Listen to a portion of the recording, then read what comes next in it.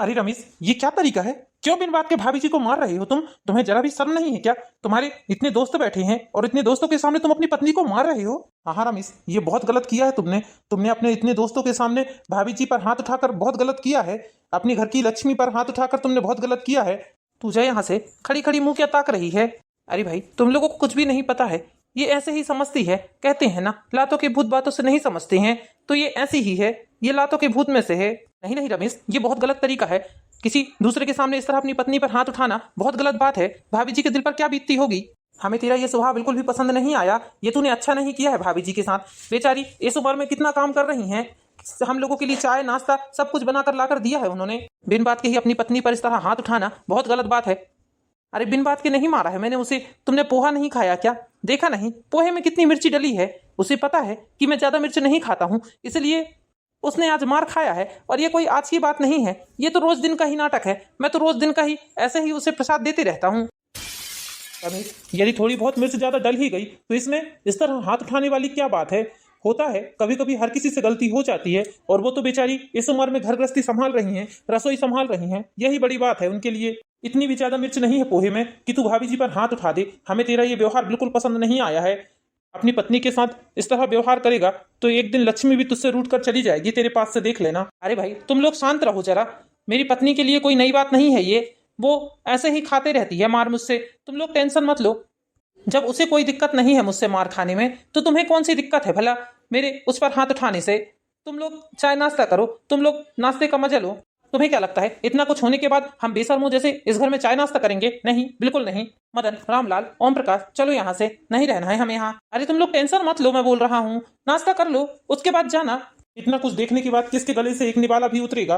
तुम ही खाओ ये चाय नाश्ता। तुम्ही को मुबारक हो। आज इसके कारण मेरे दोस्तों ने मेरी इतनी बेइज्जती की है। जो मेरे मित्र, जो मेरे दोस्त मेरे बिना चाय नहीं पीते थे, मेरे साथ हर जगह आते जाते थे, आज उन्हीं दोस्तों ने मेरी बेइज्जती की है इसके कारण सिर्फ। पापा जी, मम्मी जी को दोष देने से कुछ नहीं होगा। गलती आपने की है। ये सब आपके कारण हुआ है। आपने क्यों अपने दोस्तों के सामने मम्मी जी पर हाथ उठाया? इस तरह अपनी पत्नी का दूसरों के सामने अपमान करना अच्छी बात है क्या? अच्छा, तो अब तुम आई हो मुझे ज्ञान देने के लिए उन लोगों के जाने के बाद। अरे एक बात भूलो मत, तुम इस घर की बहू हो बहू, और बहू होने के नाते तुम्हें अपनी हद में रहना चाहिए। मेरे सामने ज्यादा ऊंची आवाज में बात करने की जरूरत नहीं है तुम्हें। आई समझ में? बहू हो, बहू बनकर रहो। अपने कायदे में रहोगी तो फायदे में रहोगी। एक बात ध्यान रखो। पापा जी, सच्चाई हमेशा कड़वी रहती है, लेकिन सच्चाई हमेशा सच्चाई रहती है। सच्चाई को कोई नहीं झुठला सकता। पापा जी, आप जो कर रहे हैं वो बहुत गलत है। मम्मी जी का इतना अपमान मत करिए। अच्छा, तुम 4 पैसे कमा रही हो, इसका मतलब क्या है? तुम मुझे धौंस मारोगी? एक बात याद रखो, मैं इस घर का मुखिया हूँ, मुखिया। इस घर का मर्द हूँ और ये घर मेरे इशारों पर चलता है। इस घर का एक पत्ता भी मेरी इजाजत के बिना नहीं हिलता है। तो तुम किस खेत की मूली हो? कल की आई लड़की तुम मुझे ज्ञान दोगी? पापा जी, जब घर के बच्चे गलत रास्ते पर जाते हैं तो बड़ों का फर्ज होता है उन्हें सही रास्ते पर लाने का। और जब घर के बड़े लोग ही गलत रास्ते पर जाते हैं तो छोटों का काम है उन्हें सही रास्ता दिखाने का। अच्छा, तो अब तुम मुझे बताओगी कि सही और गलत क्या है? तुमको तुम्हारे बाप की पूरी खानदान को हिलाकर रखने का दम रखता हूँ मैं। समझ में आई तुम्हें? पापा जी, अभी तो आप मुझसे ही निपट लीजिए। मेरे बाप तक तो बाद में जाना। मैं औरतों के मुंह नहीं लगता हूँ, इसलिए तुम्हें जाने दे रहा हूँ यहाँ से। वरना आज तुम्हारी खैर नहीं थी, समझ लेना। पापा जी, मुझे मम्मी जी समझने की गलती मत करिएगा आप। और ये तो भूल जाइए कि आप मुझे कुछ कर सकते हैं। तुमने मेरे सामने आवाज उठाकर बहुत गलत किया है बहू, बहुत गलत किया है। पापा जी, जिस तरह का व्यवहार आप मम्मी जी के साथ करते हैं ना, बहुत गलत है। मम्मी जी बेचारी सीधी सादी हैं, कभी कुछ नहीं बोलती हैं। बस इसी बात का आप नाजायज फायदा उठा रहे हैं। इस घर में मम्मी जी के लिए आवाज उठाने वाला कोई नहीं है। लेकिन अब नहीं पापा जी, अब मैं आ चुकी हूँ, उनकी बहू आ चुकी है। और मेरे होते हुए मेरी सासू माँ को कोई हाथ भी नहीं लगा सकता। अब यदि आज मैंने आपको नहीं रोका इन सब हरकतों के पीछे, तो कल मुझे भी यही सब झेलना पड़ेगा। आखिर आपका बेटा भी आपका ही खून है। आज नहीं तो कल अपना रंग बताएगा ही वो। मम्मी जी कहाँ हैं आप? मम्मी जी, मम्मी जी। हाँ, क्या बात है बहू, बताओ बेटा, क्या काम है मुझसे? मम्मी जी, इस तरह अकेले में फिस रोने से कुछ नहीं होगा। अपने आप को थोड़ा मजबूत करिए आप। ये इन आंसुओं को अपनी कमजोरी नहीं, अपनी ताकत बनाइए। मम्मी जी, बहुत रो लिया आपने, बहुत बर्दाश्त कर लिया आपने, लेकिन अब नहीं मम्मी जी। आप कम से कम अब आपको अपने लिए आवाज उठाना ही चाहिए। आखिर कब तक आप पापा जी के अत्याचारों को इस तरह सहते रहेंगी? ये बताइए। मैं 1 साल हो गए इस घर में आई हूँ, तब से देख रही हूँ। कभी पापा जी आपके ऊपर गर्म चाय फेंक देते हैं, कभी पापा जी आपके ऊपर खाने की लगी लगाई थाली फेंक देते हैं, कभी आपके ऊपर धुले धुलाए कपड़ों को फेंक देते हैं, कभी दोस्तों के सामने आप पर हाथ उठा देते हैं। मम्मी जी कम से कम अब तो अपने मान सम्मान के लिए आवाज उठाइए। आप क्यों आप इस तरह पापा जी के अत्याचारों को सहते रहती हैं? नहीं नहीं बेटा, तेरे ससुर जी ने मेरे ऊपर हाथ नहीं उठाया है, तुझे कोई गलतफहमी हो रही है बेटा। बस करिए मम्मी जी, और कितना झूठ बोलेंगी? पापा जी की गलतियों को और कितना छुपाएंगी आप? ये बताइए, मैंने खुद ही देखा है अपनी आंखों से, पापा जी ने आपके ऊपर हाथ उठाया है अपने दोस्तों के सामने। मम्मी जी पापा जी की इन हरकतों के कारण मैं बहुत ही ज्यादा नाराज हूँ उनसे। उन्हें ये सब नहीं करना था। पत्नी का मान सम्मान करना पति का कर्तव्य होता है। पापा जी ने जो आपके साथ किया है वो बहुत गलत किया है। मम्मी जी ऐसा कोई नहीं करता है जैसा पापा जी आपके साथ करते हैं। आप इतना क्यों बर्दाश्त करती हैं मम्मी जी? आखिर ऐसा क्या कारण है जो आप पापा जी के इतने अत्याचारों को बर्दाश्त करते रहती हैं? कभी नमक का बहाना बताते हैं, कभी चाय में चीनी का बहाना बताकर आपको मार देते हैं, कभी कुछ का बहाना बताते हैं, कभी कुछ का बहाना बताते हैं। बेटा अब तुझे क्या बताऊं, बचपन में ही मेरे माता पिता का देहांत हो गया था। मेरी शादी मेरे चाचा चाची ने की है। जब मेरी नई नई शादी हुई थी तब तेरे ससुर जी मुझे बहुत मारा पीटा करते थे, तो 1-2 बार मैंने अपने चाचा चाची से बताने की कोशिश की, लेकिन मेरे चाचा चाची ने साफ साफ बोल दिया कि एक तो हमने तुझे पाला पोसा है, इतना बड़ा किया है, बर ब्याह किया है, अब क्या हम तेरा जीवन भर ठेका लेकर बैठेंगे? हमने तेरा बर ब्याह कर दिया है, तेरी शादी कर दी है, अब तू अपने पति के साथ चाहे खुश रहे चाहे दुखी रहे, इसके लिए हम कुछ नहीं कर सकते हैं। और हाँ, आइंदा हमसे कोई भी बात आकर मत बताना, ऐसा बोल दिया मेरे चाचा जी ने। इसलिए बेटा, इसलिए मैंने उन्हें कुछ भी नहीं बताया। उसके बाद मेरे साथ जो भी होता था उसे अपनी किस्मत समझकर सब कुछ बर्दाश्त करती हूँ बेटा। क्या करूँ, कहाँ जाऊंगी? मेरा तो कोई घर नहीं है, कोई ठहर ठिकाना नहीं है जहाँ मैं जाकर अपना दुख हल्का कर सकूं। मम्मी जी आपने दादा दादी जी को कभी बताने की कोशिश नहीं की क्या? आप दादा दादी जी को तो कम से कम बताते। बेटा तेरी दादी तेरे पापा से भी ज्यादा जल्लाद थी। दादाजी तो पहले ही गुजर चुके थे, लेकिन बेटा दादी इतनी तेज थी तेरी कि अब मैं क्या ही बताऊं तुझे। तेरे ससुर जी की इन्हीं हरकतों के कारण मेरा बेटा थोड़ा बड़ा हुआ, समझदार हुआ तो हॉस्टल चला गया। सारी पढ़ाई उसने हॉस्टल से पूरी की, नौकरी लग गई तो नौकरी करने बाहर चला गया बेटा। उसके बाद अब आया है जब तेरी शादी उसके साथ हुई है। तो बेटा मेरे लिए इस घर में आवाज उठाने वाला कोई नहीं था। मैं खुद ही अपने लिए आवाज नहीं उठा पाती थी।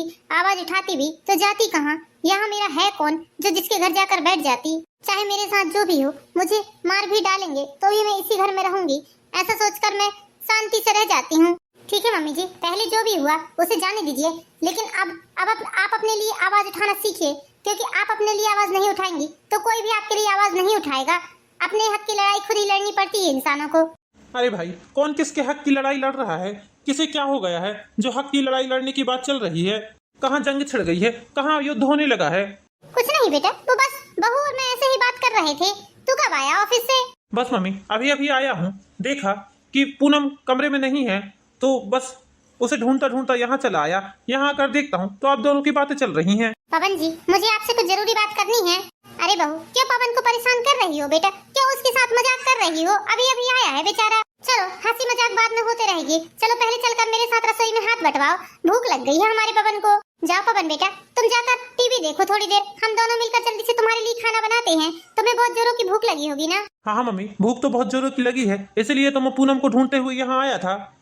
ठीक है, मैं जाकर टीवी देखता हूँ, जब तक आप दोनों जल्दी से खाना बना लीजिए, मुझे बहुत जोरों की भूख लगी है। मम्मी जी मैं आज इन्हें सारी बात बताकर ही रहती। आज जो कुछ आपके साथ हुआ है वो भी इन्हें बता देती। आपने मुझे चुप क्यों करवा दिया? क्यों इनके सामने आपने झूठ मूठ का नाटक बनाया? देखो बहू, हमें पता है जो हो रहा है उसके लिए हम जिम्मेदार नहीं हैं, लेकिन जो आगे होगा उसके लिए हम लोग ही जिम्मेदार होंगे, क्योंकि जब मेरे बेटे को ये बात पता चलेगी तो ना जाने वो क्या करेगा। इसीलिए बहू तुम पवन को कुछ ना ही बताओ तो बेहतर होगा। देखो बहू, हमारा तो जीवन जा ही चुका है। कितने दिनों का जीवन बचा है हमारा? 1 साल, 2 साल, 4 साल, 6 साल या ज्यादा से ज्यादा 10 साल। ये भी भरोसा नहीं है कि आज है कल नहीं है। इसलिए बहू हम नहीं चाहते कि हमारे कारण बाप बेटों के रिश्तों में खराबी आए। दोनों एक दूसरे से हंसते बोलते हैं, बात करते हैं, उसी में हम संतुष्ट हैं। भले ही तुम्हारे ससुर जी हमारे साथ कैसा भी व्यवहार करें, लेकिन वो अपने बेटे को बहुत प्यार करते हैं। तुम्हारे ससुर जी पवन के बिना बिल्कुल नहीं रह सकते हैं बेटा, और उन्हें ये बात बिल्कुल बर्दाश्त नहीं है कि पवन उनसे बात न करे। ठीक है मम्मी जी, जब आप खुद ही अपने लिए आवाज नहीं उठाना चाहती हैं तो मैं भला क्यों उठाऊं? मैं भी शांत रहती हूँ आपकी तरह ही। जब सहने वाले को कोई दिक्कत नहीं है तो मुझे क्या दिक्कत है? बहू हमारी बात तो सुनो बेटा। बहू, हे भगवान, कितनी ज्यादा गर्मी पड़ रही है। गर्मी के कारण तो हालत ही खराब हुई जा रही है। क्या बात है कविता, आज तुम कुछ उदास दिख रही हो, कोई बात हुई है क्या घर में? नहीं नहीं, कोई बात नहीं हुई है। और वैसे भी अब मैं किसी भी मामले में कुछ नहीं बोलूंगी, क्योंकि यहाँ जिसके लिए बोलना है वही इंसान अपने लिए आवाज नहीं उठा रहा है और बोलने वाले को शांत करा रहा है, तो किसको पड़ी है? कविता साफ साफ कहो, क्या बात है? पवन जी, आपसे मुझे मम्मी पापा जी के विषय में कुछ बात करनी है, लेकिन मम्मी जी ने मुझे मना कर दिया है, इसलिए मैं आपको बोल नहीं पा रही हूँ। लेकिन पवन जी, जब तक मैं आपसे ये बात शेयर नहीं करूंगी तब तक शायद मुझे निभाना भी गले का नीचे ना जाए। पवन जी, मैं अपनी आंखों के सामने किसी बेगुनाह पर इतना अत्याचार होते हुए नहीं देख सकती। 1 साल से देख रही हूँ, लेकिन आज तो पापा जी ने हद ही पार कर दी है। पूनम अपने पति पवन को सारी बात बताती है।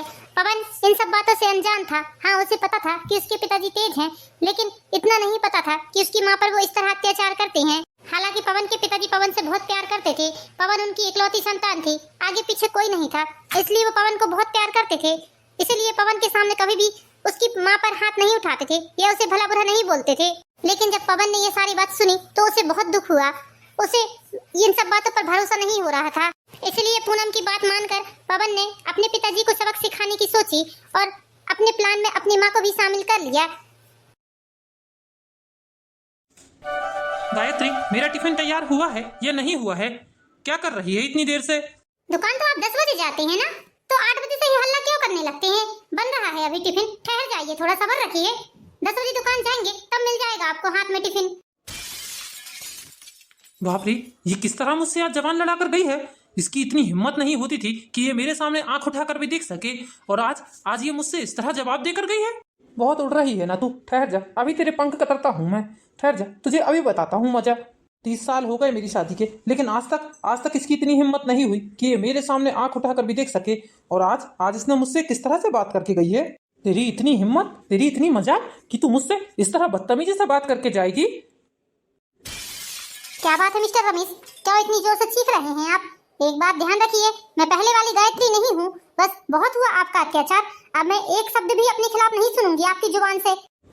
मिस्टर रमेश, तूने मेरा नाम लिया? तेरी इतनी हिम्मत, तूने मेरा नाम लिया है? ठहर जा, तुझे अभी बताता हूँ। अरे कैसी पत्नी है तू? तू अपने पति की इज्जत करना शायद भूल गई है। बता, तुझे कौन सिखा पढ़ा रहा है? किसके सिखाए पढ़ाए में आ रही है तू? क्यों, मेरा कोई जमीर नहीं है क्या? मेरा आत्मसम्मान नहीं है क्या? हमेशा तुम्हारे पैरों की जूती बनकर रहूंगी मैं? नहीं, अब बिल्कुल नहीं। 30 सालों से बहुत झेल लिया मैंने तुम्हें, अब नहीं झेलूंगी। अब बर्दाश्त से बाहर हो गई है मेरी। आज तक ये चाकू रसोई के काम में आता था, लेकिन आज ये चाकू तेरे काम आएगा। आज तेरे टुकड़े टुकड़े करके कुत्ते बिल्लियों को खिला दूंगा मैं। हाय राम, पापा जी ये क्या कर रहे हैं आप? पवन जी जल्दी आइए, देखिए पापा जी मम्मी जी को मार डालेंगे, जल्दी आइए। पापा जी मम्मी जी को छोड़ दीजिए, बहुत तेज है वो फरसा, लग जाएगा मम्मी जी को, खून निकल जाएगा, छोड़ दीजिए। मम्मी जी आप ठीक तो है ना? आपको कहीं चोट तो नहीं आई ना? पापा, आप पागल तो नहीं हो गए हैं? ये क्या तरीका है? आप माँ को मारना चाहते हैं? अरे इंसान हैं या जल्लाद हैं आप? आपको जरा भी शर्म नहीं है? कोई अपनी पत्नी के साथ ऐसा करता है क्या? तुम चुप करो पवन, तुम्हें हम दोनों के बीच में बोलने की जरा भी जरूरत नहीं है। बच्चे हो, बच्चे ही रहो, हमारे सामने ज्यादा बड़े बनने की जरूरत नहीं है तुम्हें। जब बाप अपनी हद पार कर देना तो बच्चों को भी अपनी हद पार करनी ही पड़ती है।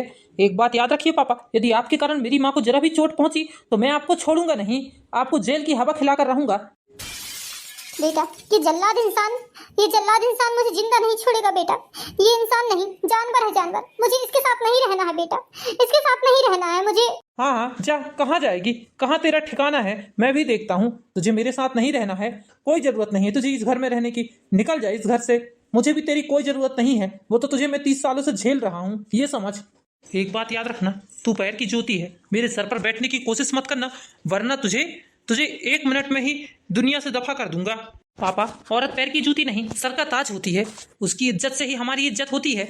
आप यदि माँ की इज्जत नहीं करेंगे तो भगवान भी आपको कभी माफ नहीं कर पाएंगे। माँ का दिल दुखाकर आप कभी खुशी नहीं रहेंगे। एक बात ध्यान रख लेना, जिस तरह की आप हरकतें कर रहे हो ना, वो शोभायमान नहीं है पापा। एक उम्र के बाद इंसान में समझदारी आती है, लेकिन आप तो दिन ब दिन अपनी हरकतों के कारण हम लोगों की नजरों से उतरते जा रहे हैं। आप किस भूल में हैं पापा? आप ये मत सोचिएगा कि माँ आपके भरोसे ही पल रही है, अब उसका बेटा है, उसके बेटे के भरोसे रहेगी। अब वो, उसके बेटे में इतनी कुवत है, इतनी ताकत है कि वो अपनी माँ को जीवन भर पाल सकता है।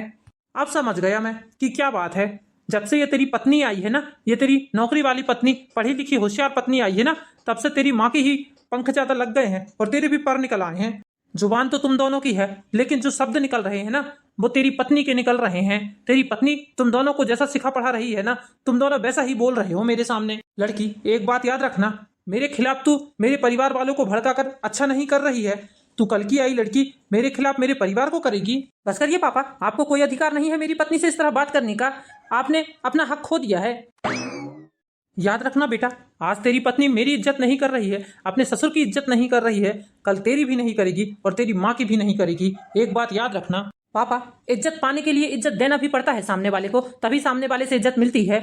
अच्छा, तो तेरा कहने का मतलब क्या है? अब मैं तेरी पत्नी को इज्जत दूं? जो कल की आई लड़की है, 2 कौड़ी की लड़की, इसे इज्जत दूं मैं? अरे ये इज्जत के लायक भी है।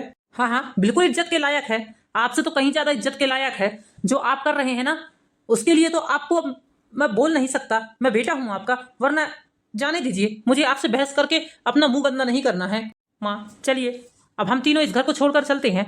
अब पापा को हम लोगों की कोई जरूरत नहीं है, पापा अकेले रह लेंगे अपने घमंड और अभिमान के साथ। हाँ हाँ, जा जा, देखता हूँ कहाँ रहता है, कितने दिनों तक रहता है। लौटकर यहीं वापस नहीं आए ना तीनों, मेरी धैर्य पर आकर तीनों ने नाक ना रगड़ी ना, तो मेरा भी नाम रमेश नहीं। जिस दिन लौट कर आओगे ना, उस दिन तुम्हें ढंग से मजा बताऊंगा मैं। वो तो वक्त बताएगा पापा कि कौन किसके पास दौड़ कर आता है। चलिए माँ उठिए, यहाँ अब 1 मिनट भी नहीं रहना है हमें। याद रखना, अब इस घर के दरवाजे तुम लोगों के लिए हमेशा हमेशा के लिए बंद हो चुके हैं। यहाँ कभी मुड़कर भी नहीं देखना। जाओ जाओ, रह लूंगा मैं अकेले। मेरे पास इतनी धन संपत्ति, इतनी धन जायदाद है कि मुझे तुम लोगों की किसी की जरूरत नहीं है। पवन, पूनम और गायत्री जी इस घर से चले जाते हैं। पवन ने एक छोटा सा मकान खरीदा था पहले, उसी मकान में जाकर तीनों रहने लगते हैं। अगले ही दिन से रमेश जी ने घर के सारे कामों के लिए काम वाली बाई रख लिया था। रमेश जी घमंडी और चिड़चिड़े स्वभाव के इंसान थे, इसलिए काम वाली बाइयों पर भी वो आए दिन गुस्सा करते ही रहते थे। शांति, ये कोई समय है तेरा आने का? एक बात कान खोल कर सुन ले, यदि सुबह 7 बजे तू यहाँ नहीं आएगी तो कल से काम में आने की जरूरत नहीं है तुझे। साहिब, मेरे पति को काम पर जाना पड़ता है, मेरे छोटे छोटे से बच्चे हैं, अपने पति के लिए टिफिन बनाती हूँ, अपने बच्चों को खिलाना पिलाना करके आ पाती हूँ मैं यहाँ 9 बजे। अरे भाड़ में गया तेरा पति और भाड़ में गए तेरे बच्चे। पहले तेरी जिम्मेदारी इस घर के प्रति है। तुझे पैसे मिलते हैं ना इस घर में काम करने के, इसलिए तू पहले यहाँ आएगी, अपने बाल बच्चे और अपने पति को बाद में देखेगी। साहिब, काम करती हूँ तब पैसे मिलते हैं, कोई फोकट में पैसे नहीं देते हो आप मुझे। और पहले मेरा कर्तव्य मेरे पति और मेरे बच्चों के प्रति है, आपके प्रति नहीं है, न ही आपके घर के प्रति है। काम तो मैं कहीं भी करूंगी तो 4 पैसे मुझे कहीं भी मिलेंगे। मेहनत कर रही हैं, कोई फोकट में पैसे नहीं दे रहे हैं आप मुझे। और सबसे पहले तो आप मुझसे बोलने का तरीका सीखिए, ये किस तरीके से बात कर रहे हैं आप मुझसे। मैं आपसे आप करके बात कर रही हूँ और आप मुझे खड़े से बात कर रहे हैं। साहिब, काम जरूर करती हूँ, लेकिन मेरी भी इज्जत है, मेरे भी मान सम्मान है। यदि मान सम्मान नहीं दोगे तो कोई आपके घर में नहीं आएगा। आप क्या मुझे घर से निकालेंगे? मैं खुद ही आपके घर का काम छोड़कर जा रही हूँ। रमेश जी के ऐसे चिड़चिड़े स्वभाव के कारण शांति भी काम छोड़कर चली जाती है। शांति के बाद 2 काम वाली बाइयां और लगती हैं घर में, लेकिन इसी स्वभाव के कारण वो लोग भी नहीं टिक पाती हैं रमेश जी के घर में। ढूंढने पर भी रमेश जी को कोई काम वाली बाई नहीं मिल रही थी, इसलिए रमेश जी खुद ही घर का काम कर रहे थे। घर के काम तो कभी किया नहीं था रमेश जी ने, इसलिए धीरे धीरे करके उनकी तबीयत खराब रहने लगी। एक दिन रमेश जी को बहुत तेज बुखार आया। हे भगवान, मुझे बचा लो, कोई तो मेरी मदद करो, कोई तो मेरी मदद करो, कोई मुझे 1 गिलास पानी दे दो, कोई मुझे 1 गिलास पानी दे दो। मेरा सारा शरीर आगे की तरह तप रहा है, कोई मुझे बचा लो, कोई डॉक्टर को बुला दो, कोई 1 गिलास पानी दे दो। क्या करूं, किसे बुलाऊं, कौन आएगा मेरी मदद करने के लिए, कौन मेरी जान बचाएगा? हे भगवान, लगता है ये सारा मेरे कर्मों का नतीजा है जो मुझे मिल रहा है। मेरे घमंड, मेरे अहंकार और मेरे चिड़चिड़े स्वभाव के कारण मुझसे मेरा सब कुछ छिन गया। आज सब कुछ होते हुए भी मेरे पास कुछ नहीं है। मेरी बीवी नहीं है, मेरा बेटा नहीं है, मेरी बहू नहीं है, जो हर पल मेरा इतना ख्याल रखते थे। मेरी पत्नी मेरा कितना ख्याल रखती थी, मेरे मारने पर, मेरे धुतकारने पर, मेरी बेइज्जत करने पर भी मेरे आगे पीछे घूमते रहती थी। मेरे सुख दुख सब में मेरे साथ खड़ी थी। मुझे एक खरोंच भी आती थी तो बेचारी मेरे लिए दौड़ दौड़ कर दवाई लेकर आती थी। मुझे दलिया, सूप सब बना कर देती थी। मेरी तकलीफ को 1 मिनट भी बर्दाश्त नहीं कर पाती थी। वो इतनी अच्छी थी बेचारी, और मैंने उसके साथ क्या किया मैंने उसके साथ। अपने पैसे के घमंड और गरूर में मैंने सारे रिश्ते खो दिए। आज मेरे पास सब कुछ होते हुए भी कुछ नहीं है। राम जैसा मेरा बेटा, सीता जैसी मेरी बहू, कितने अच्छे बच्चे थे मेरे, और मैंने एक झटके में अपने सारे रिश्ते खराब कर लिया। भगवान, मुझे अपनी गलती सुधारने का 1 मौका दे दीजिए, बस मेरी गलती सुधारने का मुझे 1 मौका दे दीजिए। मैं अपनी पत्नी से उसके पैरों में गिरकर माफी मांगूंगा। ए जी, ये क्या हालत करके रखा है आपने अपनी? गायत्री, तुम यहाँ कैसे गायत्री? मुझे पड़ोस वाली शांता काकी ने बताया कि आपकी तबीयत बहुत ज्यादा खराब है। आपकी हाल पूछते ही रहती थी मैं उनसे फोन करके। उन्होंने बताया कि 4 दिनों से आपकी तबीयत बहुत ज्यादा खराब है, आप घर से बाहर भी नहीं निकले हो। पापा, एक बार आपने हमें फोन करके तक बताने की जरूरत नहीं समझी कि आपकी इतनी ज्यादा तबीयत खराब है। बेटा, किस मुंह से तुम्हें फोन करता मैं? तुम लोगों के साथ जो किया मैंने, उसके बाद किस मुंह से तुम लोगों को फोन करके बताता मैं? ये सब मेरे कर्मों की सजा है बेटा, जो भगवान आज मुझे इस रूप में दे रहे हैं। तेरी माँ के साथ मैंने इतना गलत किया है, वही सब भुगत रहा हूँ मैं आज। नहीं नहीं जी, ऐसा मत कहिए। आपको क्या लगता है कि आपसे दूर होकर हम लोग सुख शांति से रहे होंगे? नहीं। हाँ पापा, भले ही हम यहाँ से गुस्से में चले गए थे, लेकिन हम लोगों को सिर्फ और सिर्फ आपकी ही चिंता लगी रहती थी कि आप कैसे होंगे, आपने क्या खाया होगा, आप क्या करते होंगे। हाँ हाँ पापा जी, ये सही बोल रहे हैं। हम लोगों के गले से निवाला तक नहीं उतरता था। हम लोग मोहल्ले पड़ोस के लोगों से फोन करके आपकी जानकारी लेते ही रहते थे पापा जी।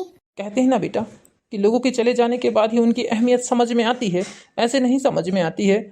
तुम्हारे जाने के बाद मैं एकदम ही अकेला पड़ गया बेटा। धीरे धीरे करके मेरा खाना पीना सब कुछ छूटने लगा और कमजोरी के कारण मेरा शरीर पूरा, और फिर इतना तेज बुखार रखा है मुझे कि मेरी हिम्मत भी नहीं हो रही है कि मैं एक गिलास पानी लेकर पी सकूं। 2 दिनों से बिस्तर से उठ भी नहीं पाया हूं बेटा मैं। गायत्री, मुझे माफ़ कर दो, मैं अपनी गलती के लिए बहुत शर्मिंदा हूं गायत्री। मैंने तुम्हारे साथ जो भी किया है उसके लिए भगवान ने मुझे सजा दी है गायत्री। पापा जी, ये सब बातें करने का समय नहीं है अभी। आपकी हालत बहुत खराब हो गई है। आप उठिए, चलिए, हमने एम्बुलेंस बुला ली है। आप हॉस्पिटल चलिए आप। हाँ हाँ जी, आप हॉस्पिटल चलिए, आप बहुत जल्द ठीक हो जाएंगे, आपको आराम लग जाएगा। नहीं गायत्री, तुम लोग मुझे हॉस्पिटल मत ले जाओ, मुझे नहीं जाना है। मेरी यही सजा है, मुझे भुगतने दो मेरी सजा, यही मेरा पश्चाताप है। नहीं पापा, ऐसा नहीं बोलते हैं, आपका होना हमारे लिए बहुत महत्वपूर्ण है। चलिए पापा जी, उठिए, एम्बुलेंस आ रही है। पवन जी, पापा जी को उठाइए। पवन और पूनम दोनों ही रमेश जी को हॉस्पिटल लेकर जाते हैं। थोड़े दिनों तक रमेश जी एडमिट रहते हैं हॉस्पिटल में। उसके बाद उनकी हालत में काफ़ी सुधार होने लगता है। 4-6 दिनों में ही हॉस्पिटल से डिस्चार्ज मिल जाता है रमेश जी को। रमेश जी अपने घर में आकर बहुत खुश होते हैं और उनके परिवार वाले भी बहुत खुश होते हैं। रमेश जी अब पूरी तरह बदल चुके थे। रमेश जी ने अपना स्वभाव पूरी तरह बदल लिया था। अब वो अपनी पत्नी से बहुत प्यार करने लगे थे, पूरा मान सम्मान और इज्जत देते थे अपनी पत्नी को। बहू बेटी के साथ भी बहुत प्रेम से रहने लगे थे। तो दोस्तों, कैसी लगी आपको आज की कहानी? यदि कहानी पसंद आई हो तो हमारे चैनल परी एंड ब्लॉग को लाइक कीजिए, सब्सक्राइब कीजिए और वीडियो को लाइक कीजिए। मिलते हैं नेक्स्ट वीडियो में दोस्तों, जब तक के लिए बाय बाय।